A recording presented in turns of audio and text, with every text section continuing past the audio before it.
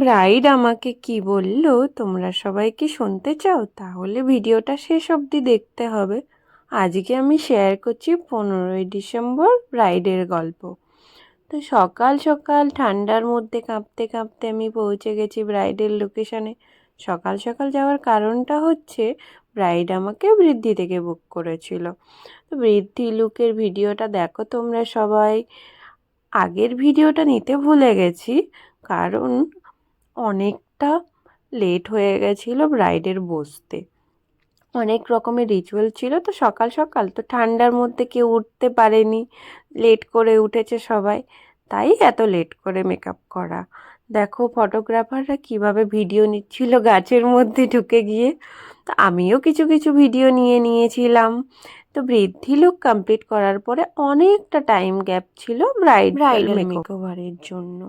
তো তাই আমি বাইরে বেরিয়ে ডেকোরেশনের ভিডিওটা নিচ্ছিলাম, কারণ আমার ভীষণ ভালো লেগেছিলো ডেকোরেশনটা, তাই না? দেখো তোমরা সবাই।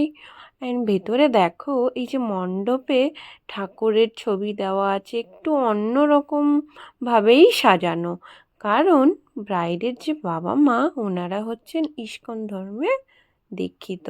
তো তাই এভাবেই বিয়েটা হচ্ছিল।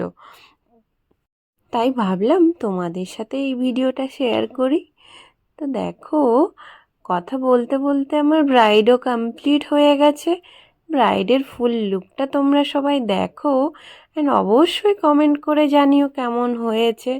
এবং আমরা ব্রাইডের মুখ থেকেই শুনে নিই ওর আমার থেকে মেকওভার নিয়ে কেমন। হ্যালো, তোমরা সবাই বলো আজকে আমার থেকে মেকওভার নিয়ে কেমন লাগলো? সবাই ভালো রিভিউ দিয়েছে। থ্যাংক ইউ চলো টাটা। এবার হচ্ছে বাড়ি ফেরার পালা। টাটা বাই বাই, সবার সাথে দেখা হচ্ছে নেক্সট ভিডিওতে।